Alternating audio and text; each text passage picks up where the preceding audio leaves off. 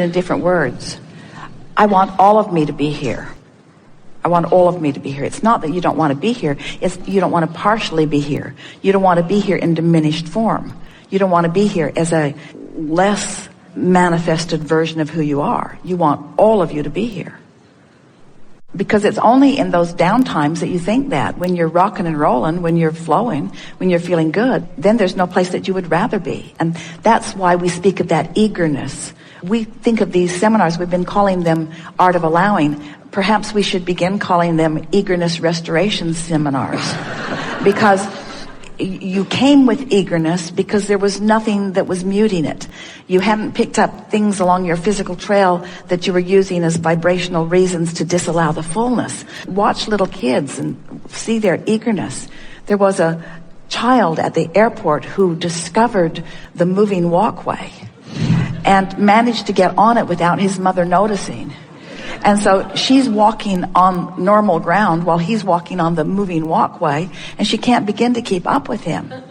And it's such a metaphor for life in general. In other words, parents can't vibrationally have a hard time keeping up with these noodled ones that are coming. And so in order to level the playing field, most parents and teachers and establishments set out to mute the eagerness as quickly as possible so that they can relate to their children.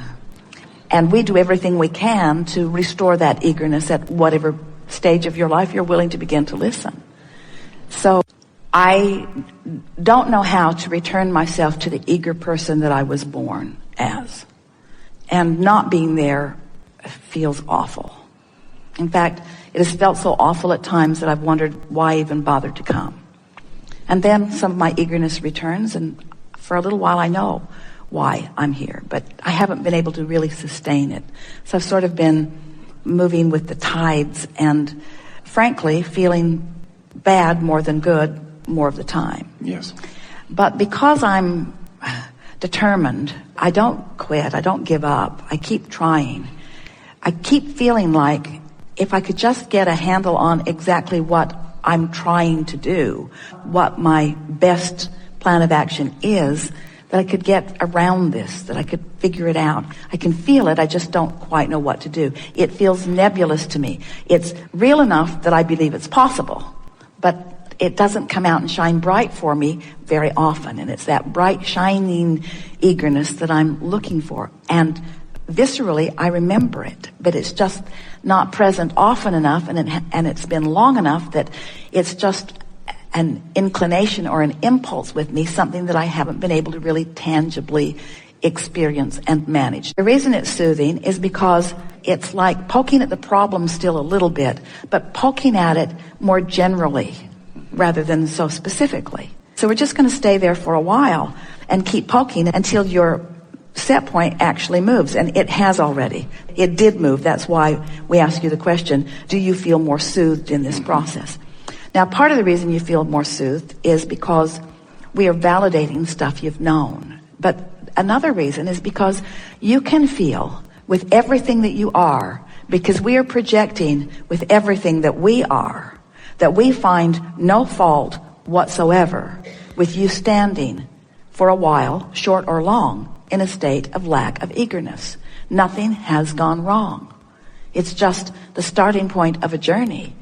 And it's so not just the early starting point of the journey, because you feel so powerfully what you want. It's laid out there in a really powerful way. And it just doesn't matter where you are. It just doesn't matter where you are. In fact, if you don't have a starting point of a journey, then you don't have the next thing that's more fun. In other words, this perception that we were talking about earlier, it's the movement, it's the motion, it's the leaving behind of the resistance and the picking up of the allowing that is so delicious about life. And we mean that so fervently that we want to say to you, we like it when you lose your connection because it's so fun getting it back. And every time you lose it, you put more rockets out there. And that's the process. Lose the connection, ask for more. Gain the connection, come into balance. Lose the connection, ask for more. Gain the connection, come into balance.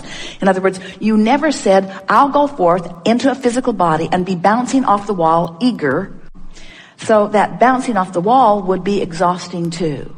So You've launched these rockets. So now that all feels pretty good. So did you get the point? We hold no negative judgment about where you are at all. At all. Because it just doesn't matter, because everybody is where they are on their way to something that they like more. So who gets to be the giant judge in the sky that gets to say, oh, you should be further along? So when you try to find that place, as we find it, the reason that you feel this lightening up is because where you are doesn't matter. It doesn't matter no matter what. It doesn't matter no matter how big it is in relationship to where you want to be. And once you get that, then you really are free.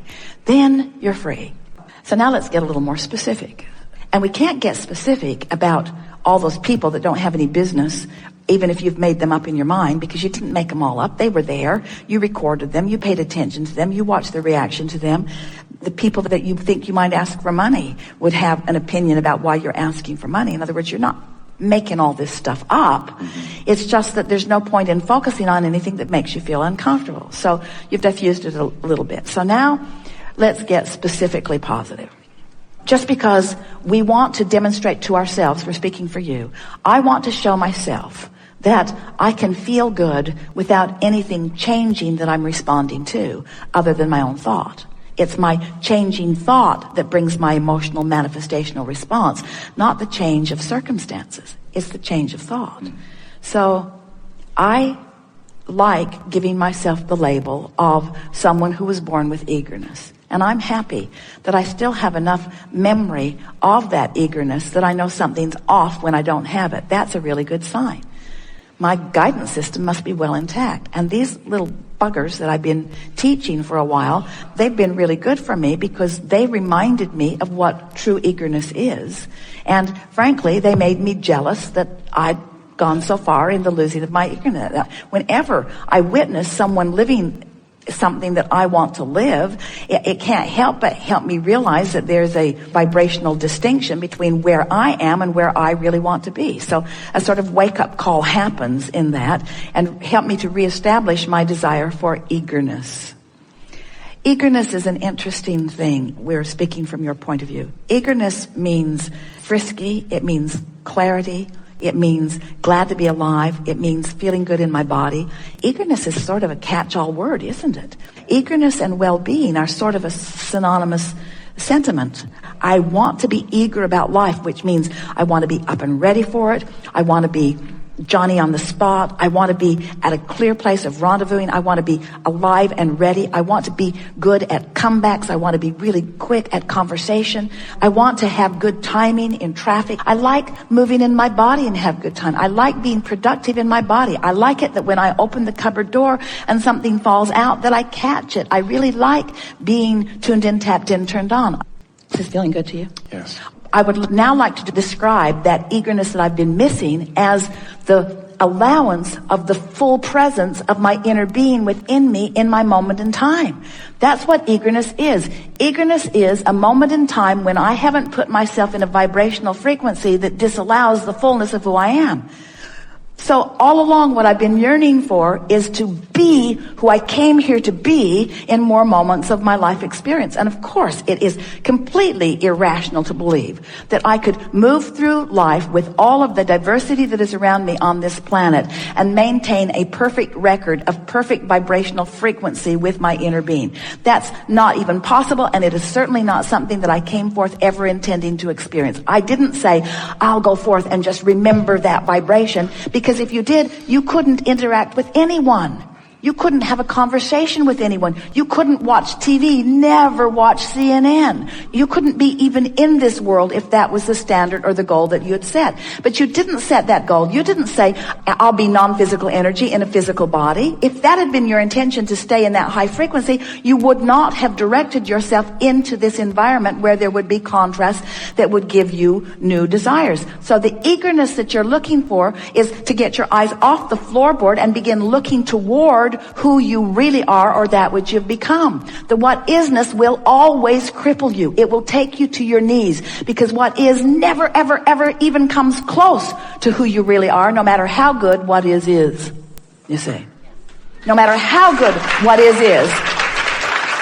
There is very little eagerness in what is. It's just not there. What is old news. Eagerness is the new stuff that's coming. That feeling of eagerness, it's recognizing that through life I have become more, that the source part of me is already being it, and knowing that I get to move toward it eternally. That is the definition of eagerness. Understanding that I will always be in any moment in time, whether I'm physical or non-physical focused, because it is the same, although more dramatized in physical. In any moment in time, I will always be less in this moment than I am becoming, and that is the promise of life. Because if you could be all that you are right now, then what?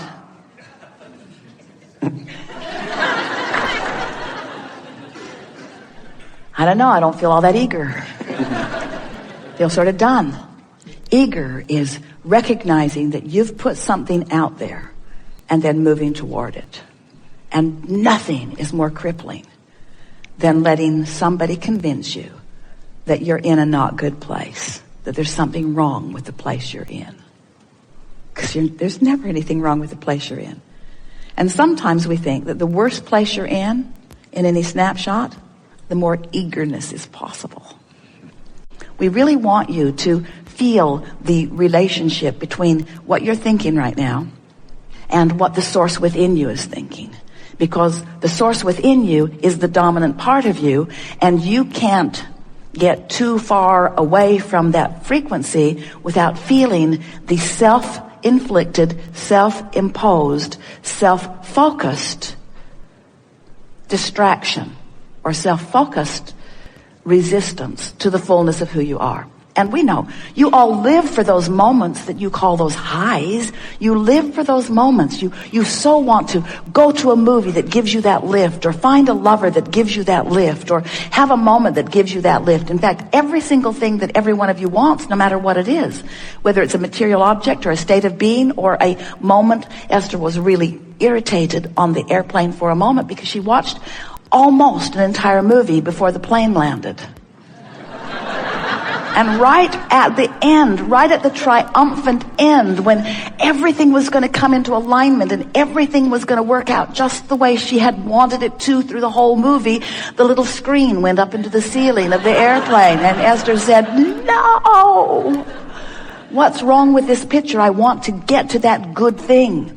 And so we want you to realize that everything that you want is because you think you will feel better in the having of it. And that's an emotion that you're having. That's an emotional manifestation. So we think it is accurate to say everything that matters to you is because of the emotional manifestation. And if we can convince you that it's the emotional manifestation that you're going after, then you can be self-empowered in this moment to move yourself into that manifestation even before what you would ordinarily think is your justification for the manifestation of positive emotion has occurred.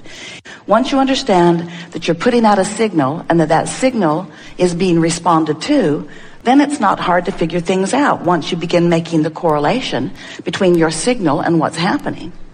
So how do you make the correlation? How do you translate this vibration into something that's meaningful? You do it in a lot of ways without even knowing you're doing it. You translate vibration, and that's why you see. But most people usually don't think of sight as a vibrational thing, but it is. Easier to hear it about your hearing, isn't it? Translation of vibration. What you smell is a translation of vibration.